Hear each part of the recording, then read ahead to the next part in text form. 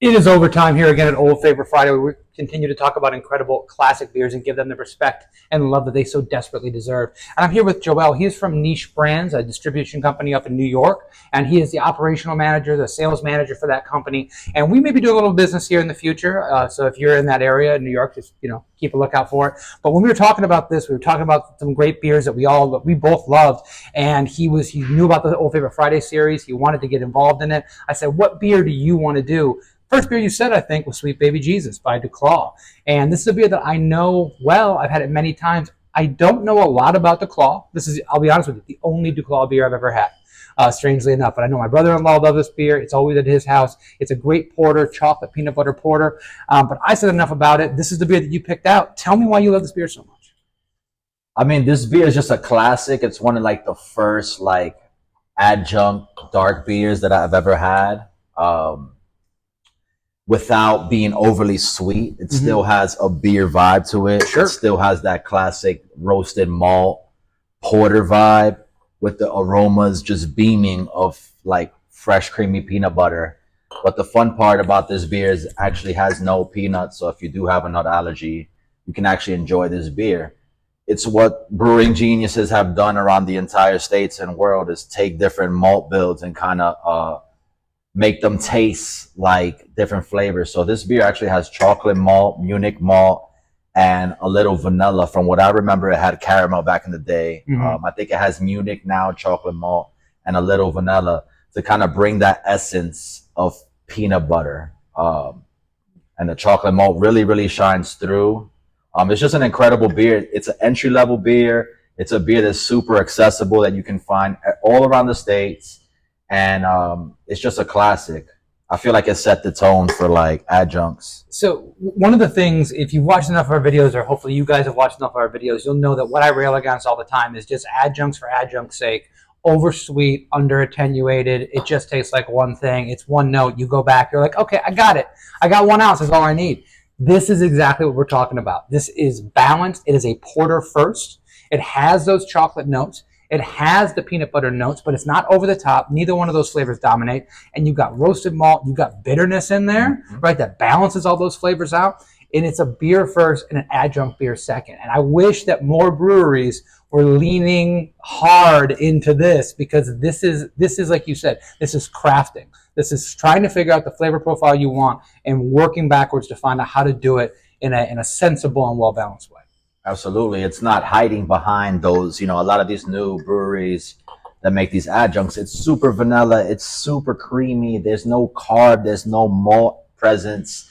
It's just everything is hiding behind those adjuncts. And it's a mouthful of Hershey's. And it's this is not that. This is a beer that you wouldn't think you could have more of one. That's why I love this beer, because I used to buy the 6-pack bottles and I could have 1, 2, 3 and share them with buddies. And it's just that type of beer that you can have multiple of.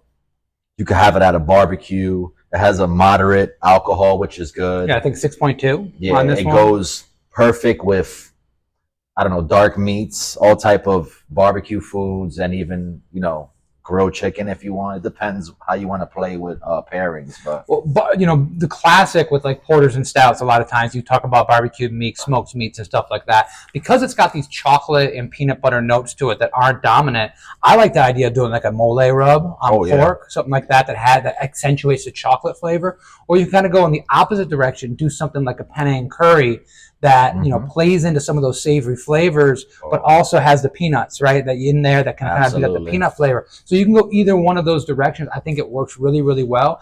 Porters do work well with a lot of Thai dishes and things of that nature. So a lot of flexibility as far as what you can pair a beer like this with. You wouldn't think so. You'd think when you hear peanut butter chocolate, I'm gonna have to do dessert, right? I'm gonna have to do something like that. But no, because it's well balanced, because it has thought that goes into the building the flavors on it, it becomes more versatile, it becomes more drinkable. I love that you called this an introductory beer in some way, because you can get somebody that might not like dark beers, they're scared of it, right? Oh my God, it's dark, it's going to be too heavy. You go, no, it's chocolate peanut butter, give it a shot, right? And then they try it for the first time and then they fall in love with porters. Because I think in the last several weeks of Old Favorite Friday, I've probably done 6 porters. It's one of my favorite beer styles. Same. And no one just does a porter anymore, you know what I mean?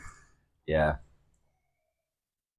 One last thing I have to mention, and it's kind of piggybacking on what you said about kind of the craft of the beer, and everything is that people think that when they try a beer that just tastes like cherries, they try a beer that just tastes like chocolate, like that's the hard thing to do. Let me just make it very, very simple. That's the easy way out. All you have to do is use a lot of that ingredient. They say, I've made beers in the past like, oh my God, how do you get it to taste like chocolate? I'm like, I use more cocoa nibs than you can possibly imagine, right? So if you just pack a beer full of a fruit and they're like, oh, it tastes like cherry. Yeah, of course it does. I used 50% cherry juice to make this beer. That's the easy way. That's the fast food way of making beer.